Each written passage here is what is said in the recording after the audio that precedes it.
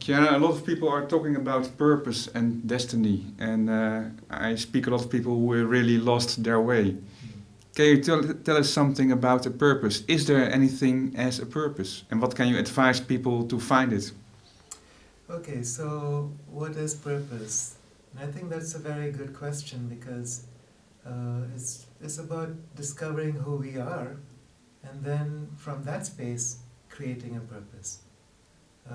If we identify with just the personal self, our sense of purpose will be very different than if you're also including the higher self. So my sense of purpose on a personal level may be to accomplish certain things, achieve certain successes, have fulfilling relationships, leave an imprint on the world, on my successors, do something good for the world. On the higher level, my purpose is simply to express who I am. Because on that level, there is no time, space, there's no dimension, there simply is presence, and this presence moves through everything. It's not moving towards something, it's not about achieving something, it's just about fully being present with who you are. So when you can bring these two aspects together, the higher aspect and the middle aspect and the lower aspect, which is about how we relate to the world of the physical matter, how our bodies respond on a physical level, on an energetic level. Then we can be in the flow. It's a different flow where you're present with yourself, with your higher self, you're present with your needs and your desires in the outer world, and you can combine them in a larger sense of purpose. So then it's not something that's coming from a sense of despair or a sense of hopelessness or an unbalanced space where you feel like you have to achieve against opposition. You simply embrace all of that.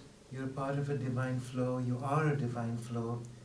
And things just happen as they're meant to happen in this moment without thought or expectation of a future outcome, without attachment to what the past was about and your fears about the past.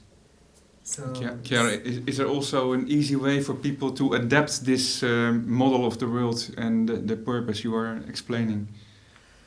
One way to do this is simply energetically connecting with the upper worlds and the lower worlds. So this is something that many indigenous people, shamanic cultures, were trained how to do. You simply open up a space to the upper worlds. In the Inca practice, imagine that you're inside this bubble of light, and over the top of this bubble is an opening. You open that bubble, you allow the universal flow to come through you, it goes straight down into the earth. Immediately there's a response from the earth, and there's a return flow going up. These two flows become simultaneous. And this is your connection with the upper worlds, with the lower worlds. This is the unification of your middle self, which is your conscious personality, with the higher self, this universal presence, and with the lower world, which is the subconscious nature of your being, as expressed through the body.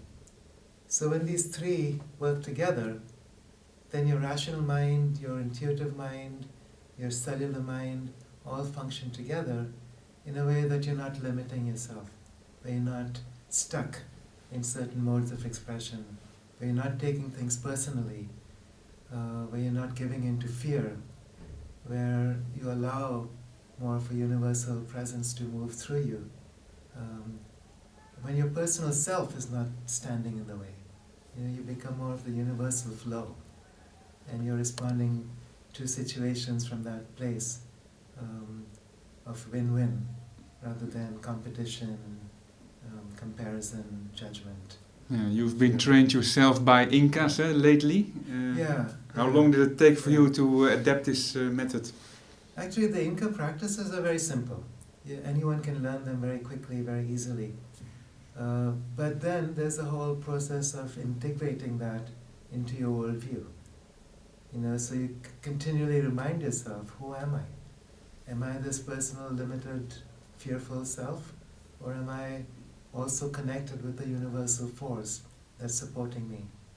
Connecting with the mother, Pachamama, who is nurturing me, also supporting me, and feeling that flow with all of life, all of creation, not isolated or competing with.